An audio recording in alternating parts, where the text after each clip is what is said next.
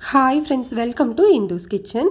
இன்றைக்கி நம்மளோட கிச்சனில் ரொம்ப சாஃப்டான ரொம்பவே டேஸ்டான இனிப்பு குழிப்பணியாரம் எப்படி செய்கிறதுன்னு பார்க்கலாம்.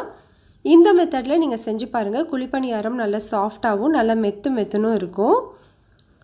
இப்போ இதை செய்கிறதுக்காக ஃபர்ஸ்ட் ஒரு பவுலில் மெஷரிங் கப்பில் 1 கப் அளவு இட்லி அரிசி சேர்த்துக்கலாம்.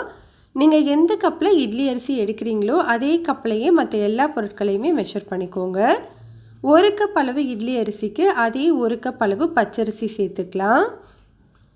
இது கூட 1/2 கப் அளவு உளுந்து, 1/2 டீஸ்பூன் அளவு வெந்தயம் சேர்த்துக்கோங்க. இப்போ இது எல்லாத்தையுமே தண்ணியில் 2லேருந்து 3 முறை கழுவி எடுத்துக்கலாம்.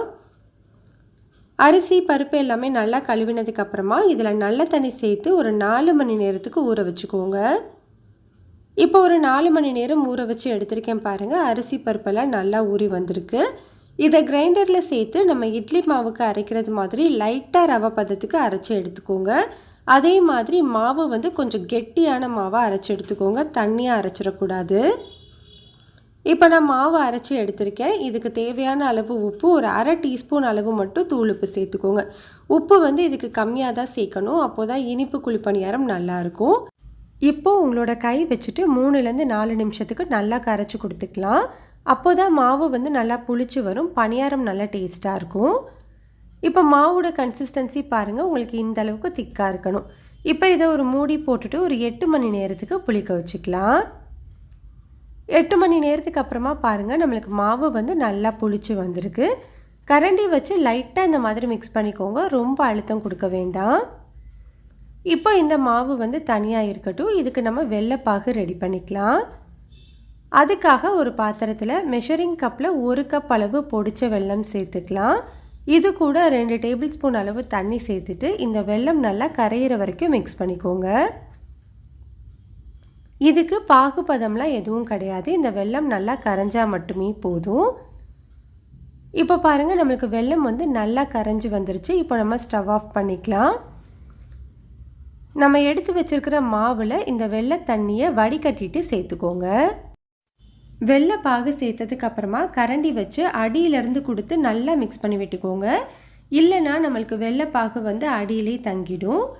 மாவு இப்போ கொஞ்சம் தண்ணியாக இருக்குது பாருங்கள். நம்ம வெள்ளைப்பாகு சேர்த்ததுக்கப்புறம் கொஞ்சம் தண்ணியாக இருக்குது. இப்போ இது கூட 2லேருந்து 3 டேபிள் ஸ்பூன் அளவு ரவை சேர்த்துக்கலாம்.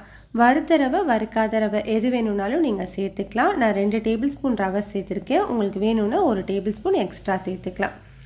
இப்போ இதை ஒரு 10 நிமிஷத்துக்கு அப்படியே ஊற வச்சுக்கலாம். 10 நிமிஷத்துக்கு அப்புறமா பாருங்கள், நம்மளுக்கு மாவு இந்த கன்சிஸ்டன்சியில் இருக்குது. ரொம்ப திக்காகவும் இல்லாமல் ரொம்ப தண்ணியாகவும் இல்லாமல் இந்த மாதிரி இருக்கணும். அப்போ தான் பணியாரம் நல்லா டேஸ்ட்டாக இருக்கும். இது கூட நான் 1/2 கப் அளவு துருவின தேங்காய் சேர்த்துக்கிறேன். இது ஆப்ஷனல் தான்.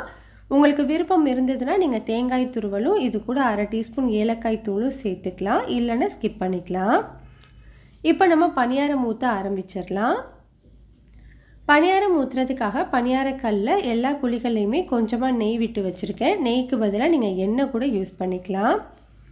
ஸ்டவ்வை லோ ஹீட்டில் வச்சுட்டு நம்ம பணியார குழியில் 3/4 அளவு மட்டும் மாவு சேர்த்துக்கோங்க. ஸ்டவ்வை மீடியம் ஹீட்டில் வச்சுட்டு ஒரு 2 நிமிஷத்துக்கு வேக வச்சுக்கலாம். பாருங்கள், ஒரு 2 நிமிஷம் வெந்ததுக்கு அப்புறமா மாவு இந்த மாதிரி மேலே தெரியும் போதே திருப்பி விட்டுக்கணும். அப்போது தான் நம்மளுக்கு நல்லா மெத்துன்னு பணியாரம் கிடைக்கும். இல்லைனா ஒரு சைடு மெத்துனும், இன்னொரு சைடு ரொம்ப அமுங்கி போயிட்டும் இருக்கும். இப்போ நம்மளுக்கு இந்த சைடு ஒரு 2 நிமிஷம் வெந்ததுக்கப்புறம் நம்ம எடுத்துடலாம். அவ்வளோதான், நம்மளுக்கு ரொம்ப டேஸ்ட்டான குழிப்பணியாரம் ரெடி ஆகிடுச்சு. கண்டிப்பாக இதை நீங்கள் ட்ரை பண்ணி பாருங்கள். டேஸ்ட் ரொம்பவே நல்லாயிருக்கும். ரெசிபி பிடிச்சிருந்தால் லைக் பண்ணுங்கள், ஷேர் பண்ணுங்கள். மறக்காமல் இந்துஸ் கிச்சனை சப்ஸ்கிரைப் பண்ணுங்கள்.